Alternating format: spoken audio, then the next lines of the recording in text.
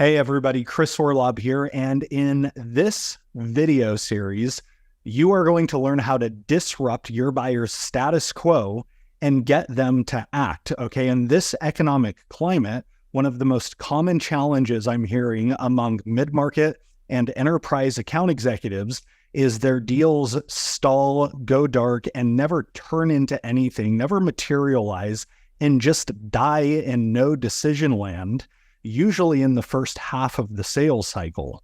In fact, according to Sales Benchmark Index, more than 57% of business-to-business sales opportunities don't go to your competition, don't go to you, but just end in no decision. So in this video series, I'm going to introduce you to two of the most underrated mid-market and enterprise technology sales practitioners on the planet.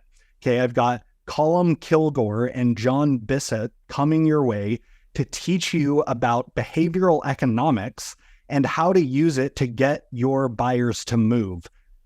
Now, this is going to be the first video in this series, and they are going to make you aware of the massive opportunity and what's at stake for you to get this right, okay? They're going to make the point that just a few tweaks in how you message and how you run your deals can lead to astronomical results. Now, as you go through this series with me, they're going to then walk you through how the human mind works and how you can use sales techniques to stimulate people into action to get them to move away from their status quo. So here's video one, here's Colm and John, and I'll see you in the next video. If you're in B2B sales, then these numbers tell a story about your world. Not just about your world, but they also tell a story about the Professional Golf Association. Now, who's the most famous golfer in the world? Have a think. Perhaps this person has just appeared in your head. These numbers also tell a story about Tiger Woods. Now, in the early 2000s, when Tiger was just getting started, in his first year, this is how much he earned.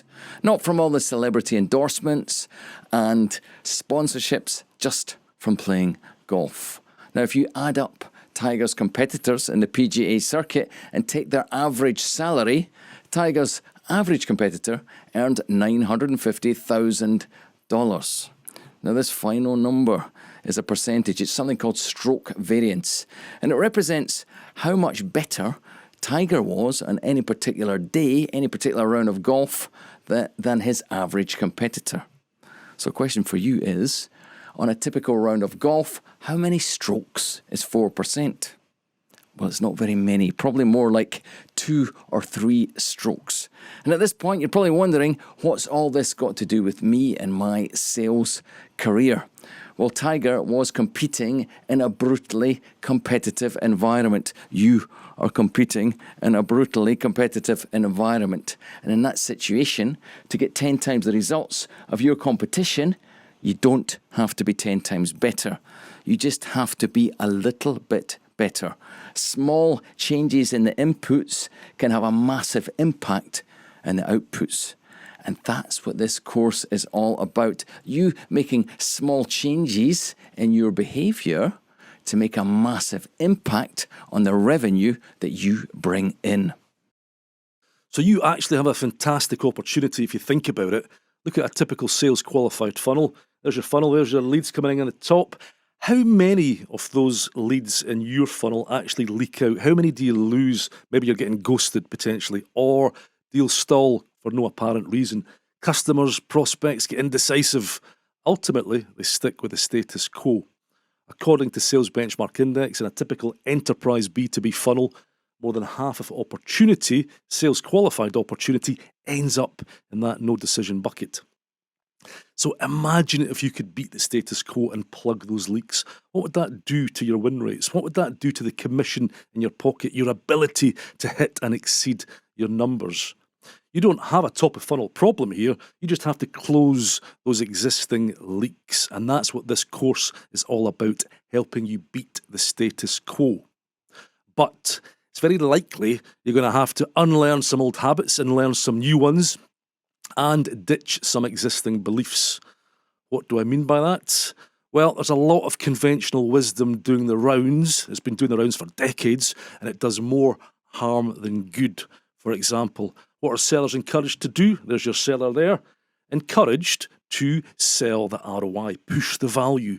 The data shows that when sellers do that, these leaks get bigger, they lose more deals. In fact, Gong, conversational intelligence, people found that when sellers lead with ROI-style messaging, it correlates with a 27% reduction in close rates.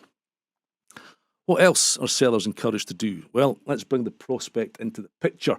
Sometimes they're indecisive. What are sellers encouraged to do in that situation? Dial up the pain.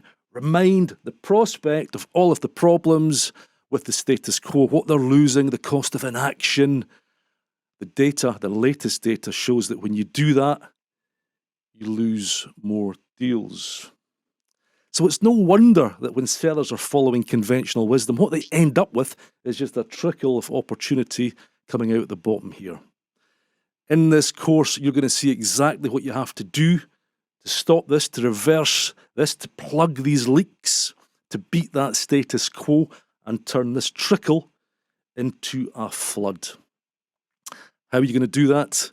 Well, the secret lies inside your buyer's head. So we're going to shine a light into your buyer's head, or your prospect's head, to see exactly what's going on. All right. I hope that you found that as inspiring as I did. Now, the good news is in the next video, which is going to hit your inbox in just a couple days, John and Colum are going to walk you through how the human mind works so that you can use this to your advantage in an ethical way, close more deals, disrupt your buyer's status quo, and stop losing deals to no decision. Stay tuned.